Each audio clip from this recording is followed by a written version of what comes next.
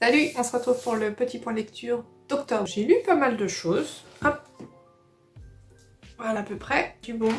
Mais il y a du pas super bon. Des choses qui m'ont un peu... Alors, desquelles j'attendais beaucoup, finalement j'ai été déçue. D'autres, j'attendais pas grand chose et puis finalement j'ai pas trouvé grand chose, donc ça colle. Et des lectures qui m'ont vachement plu. Alors c'est parti.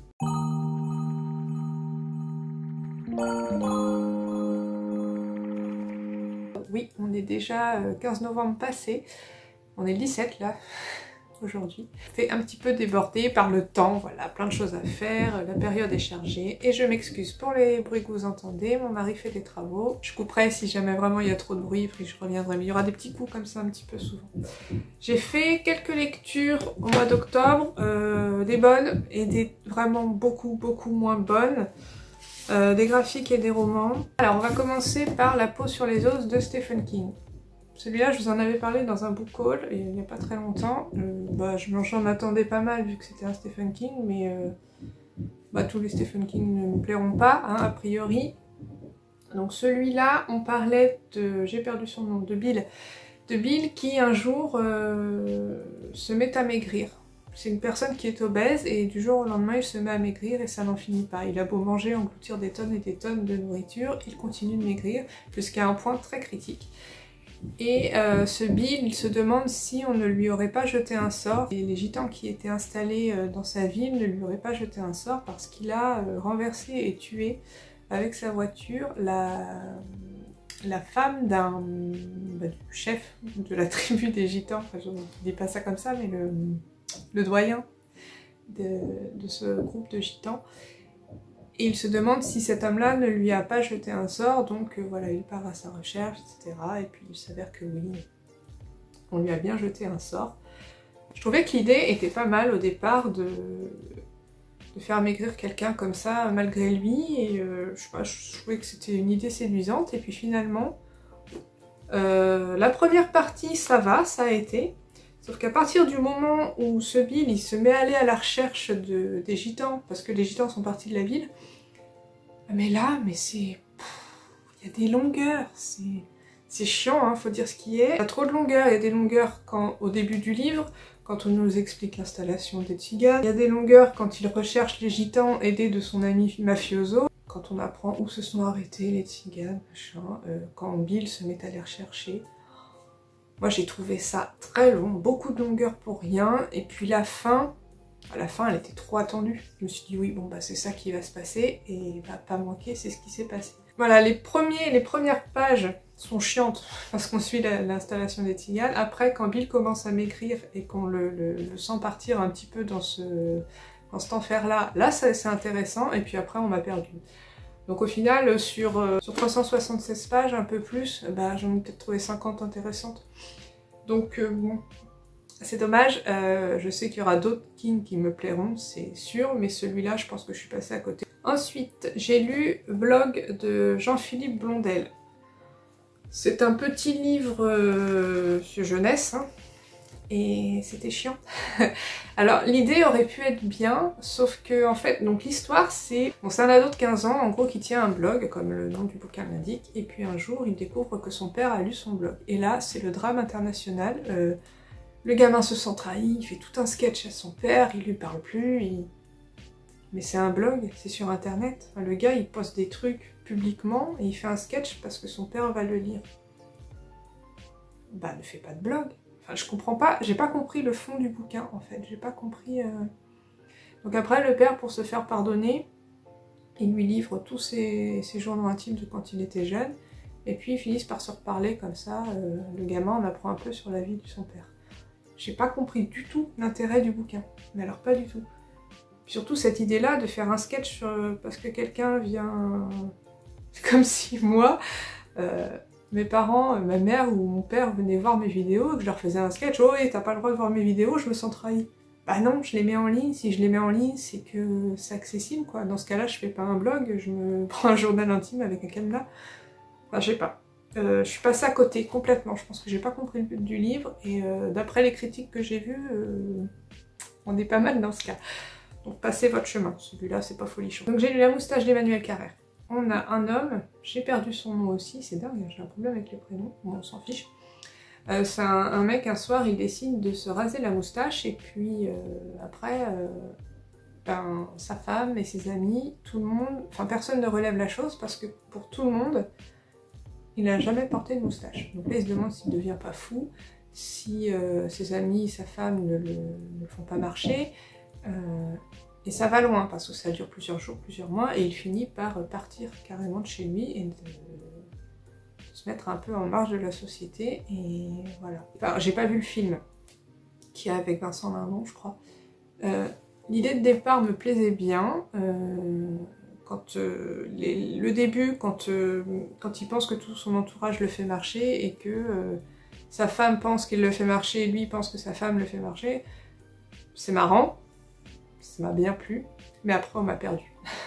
On m'a perdu complètement après parce que au début je me suis dit bon, on va découvrir que le gars il a une maladie mentale, ou il a Alzheimer, ou je sais pas, on découvre qu'il y a un truc, une explication.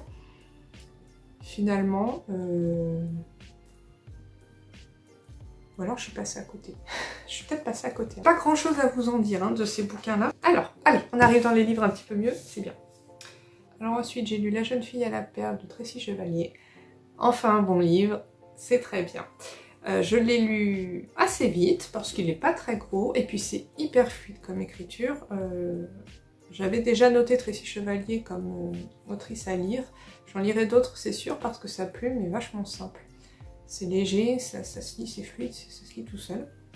Donc là on va suivre Grit, je sais pas comment on prononce, G-R-I-E-T, donc Griette, je sais pas. Griette, ça fait un peu griotte cerise, bref. On est au XVIIe siècle, à Delft. Oh, il y a des noms imprononçables.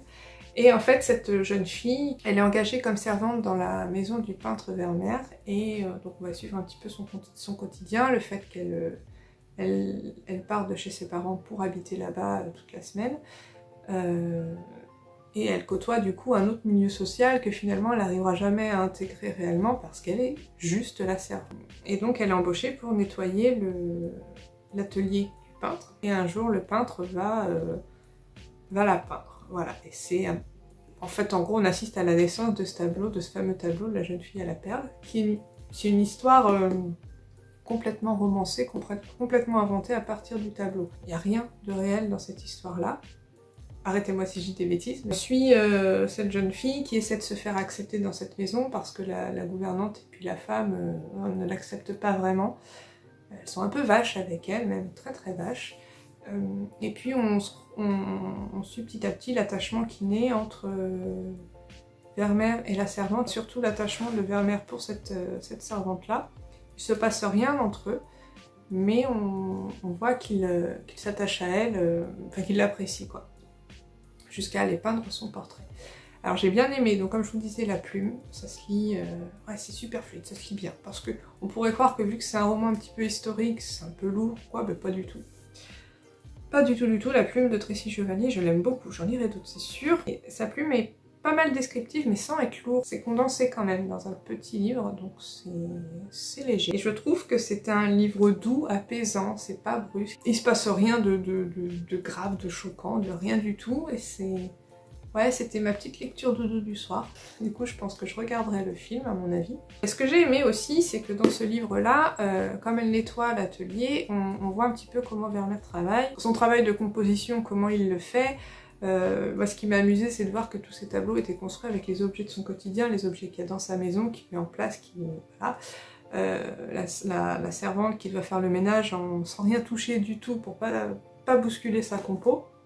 J'ai trouvé ça intéressant parce que moi je suis très très loin de ça dans mon travail, je peins pas du tout avec mes objets du quotidien, j'invente tout ce que je peins et c'est pas réaliste du tout, du coup c'est deux mondes complètement différents et ça m'a amusé de voir ça, de plonger dans l'univers d'un peintre qui est à l'opposé de ce que je fais. C'était une bonne lecture, je vous la conseille. Né d'aucune femme de Frank Buis, je l'ai enfin lu, c'est bien, celui-là il me faisait de l'œil depuis très longtemps, et dans mon Pumpkin Autumn Challenge je l'avais intégré dans la rubrique Secret de famille, il me semble.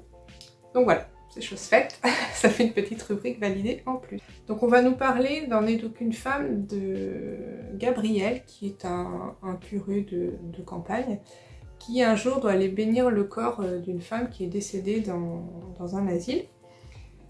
Et on vient lui dire, une personne vient lui dire que dans les robes de cette femme là qui s'appelle Rose, il y a des cahiers où elle raconte sa vie, où elle raconte ce qui lui est arrivé. Donc Gabriel va récupérer ces carnets, va les lire, et là on va découvrir donc l'histoire de cette Rose, ce qui s'est passé quand elle était jeune, et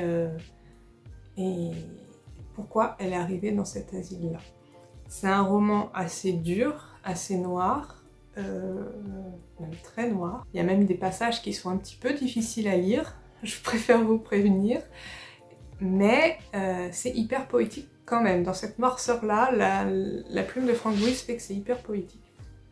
On a à chaque personnage qu'on va suivre, on ne les suit pas tous, on va suivre donc la jeune femme, un petit peu sa mère, un petit peu son père, un petit peu le prêtre, et à chaque fois il y aura une plume différente, une façon d'écrire différente, ce qui fait qu'on va tout de suite reconnaître qui parle.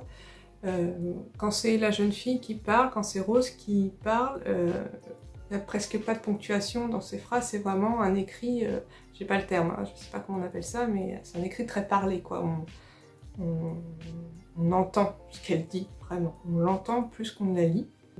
Comme je vous dis, c'est très noir, il se passe des trucs vraiment très glauques, mais les mots sont justes sans trop en faire. On n'est pas dans vos lyriques ou tout ça, non, c'est vraiment juste, c'est coup de poing, c'est hyper efficace, c'est une écriture très simple, mais poétique. Et ça m'a plu. Alors il y a quand même 2-3 choses que j'ai pas aimées. Si jamais vous lisez ce livre, il y a un personnage que j'ai pas apprécié du tout.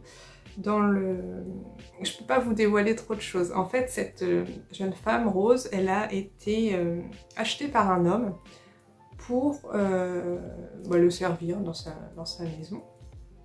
Mais il avait d'autres buts, cet homme-là. Et dans cette maison-là, il y a un autre homme qui s'occupe des chevaux, etc. et qui s'occupe aussi de l'entretien extérieur, je crois, de la demeure. Et entre ces deux-là, entre Rose et cet homme-là, il y a un petit rapprochement, mais pas plus. Voilà. Pour nous, il ne s'est rien passé. Sauf que cet homme-là, il va rien faire pour aider Rose alors qu'il savait tout ce qui se passait. Et il va pas lever le petit doigt. Et ça m'a... J'avais envie de le claquer, le gars. C'était insupportable à lire, de voir que cet homme-là savait tout et ne faisait rien. Pour moi, c'était... C'était très dur à encaisser. Et puis, à un moment, à la fin, il y a un petit revirement de situation où on apprend qu'il s'est passé un truc et puis que, hop, oups, tout le monde l'avait oublié. Enfin, lui, il l'avait oublié, en l'occurrence. Je sais pas. Il y a un petit truc que j'ai pas compris. Mais, mis à part ça, c'est un livre vraiment très très bien. C'est sûr que je vais le garder dans ma bibliothèque, je le relirai peut-être dans quelques années. Ça c'est sûr que je le garde, je ne le revends pas, celui-là, je le garde. Pour les romans, on a fini. On va passer aux 2 graphiques que j'ai lus ce mois-ci, et ils sont tous les 2 de Pénélope Bagieux. J'étais dans le rayon Pénélope Bagieux dans ma bibliothèque, enfin dans ma médiathèque. On va lire celui que j'ai moins apprécié des 2, même si il était bien, mais c'était pas celui que j'ai le plus aimé. Donc j'ai lu Cadavre exquis de Pénélope Bagieux. Alors cette BD là, j'ai perdu son prénom. Zoé, je crois. Hein. Ouais, c'est ça. Donc Zoé, elle travaille comme hôtesse d'accueil sur des salons, genre salon de l'automobile, enfin plein de salons de types différents. Et puis elle s'ennuie dans son boulot, elle s'ennuie dans sa vie de couple parce que son mec c'est un vrai beauf, un vrai con. Et un jour elle rencontre Thomas Rocher, donc cet homme-là, qui est un écrivain. Et cet écrivain-là, il vit reclus chez lui et elle ne sait pas trop pourquoi, puis elle va comprendre pourquoi, et il va se passer des choses avec cet écrivain. J'ai bien aimé l'histoire, jusqu'à la chute, j'ai trouvé la chute vachement bien, vraiment, c'était bien construit. Ce que j'ai moins aimé, c'est graphiquement, c'est pas ce que je préfère. C'était pas mal, mais c'est pas... Non, c'est pas ce que je préfère graphiquement, mais ça va, ça passe, hein, mais c'est pas ce qui m'a transcendé, disons, dans le choix de la BD. C'est vraiment l'histoire qui m'a interpellée. Donc ce que j'ai aimé, c'est cette chute là à la fin qui est vraiment inattendue. Enfin moi je m'y attendais pas du tout.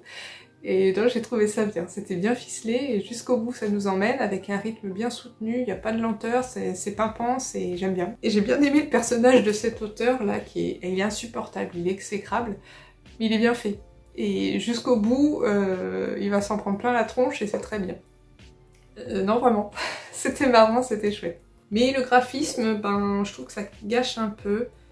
C'est pas tant le dessin, c'est surtout les teintes, j'ai pas aimé les couleurs, c'est assez triste alors que la BD est pas triste du tout et du coup ouais c'est ça, le niveau graphisme non c'est pas, j'ai pas adhéré. Et enfin le petit bijou, ça j'ai adoré, c'est California Dreaming de toujours Pénélope Bagieux et ça j'ai adoré.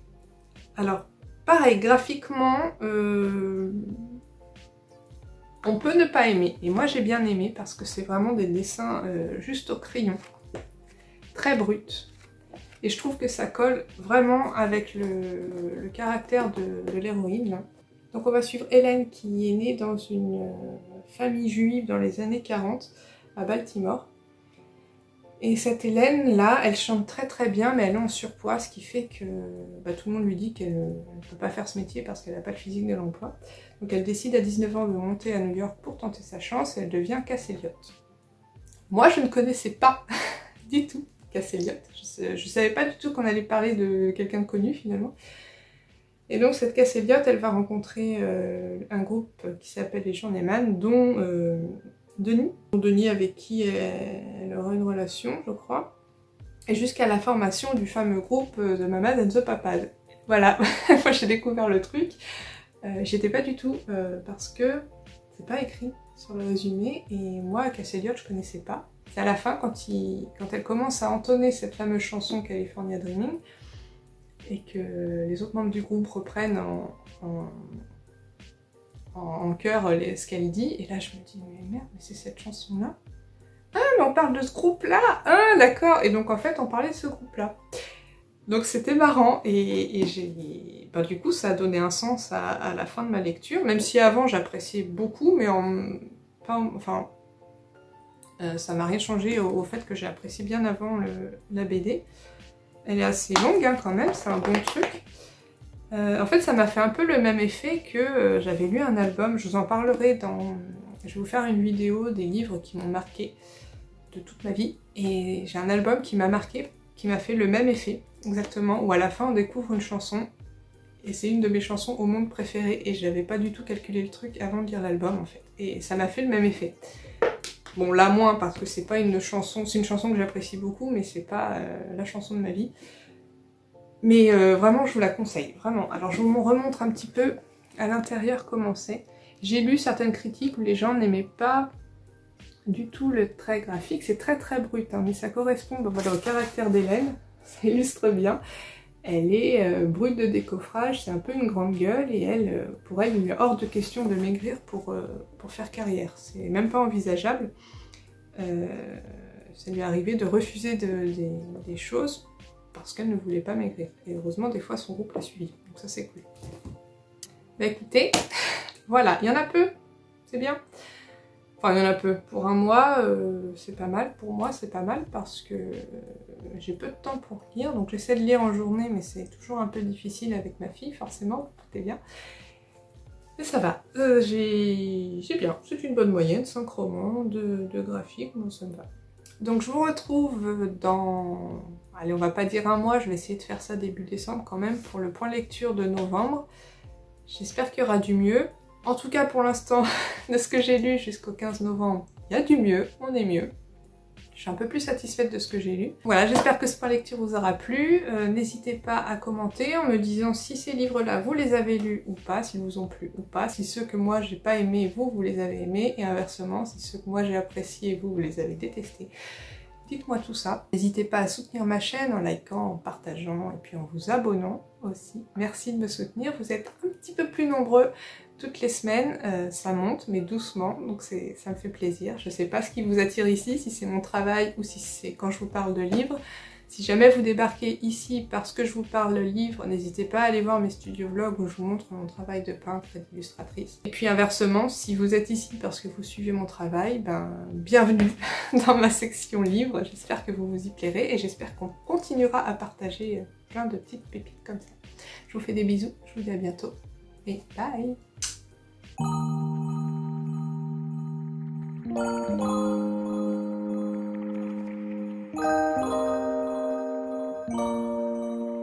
Thank you.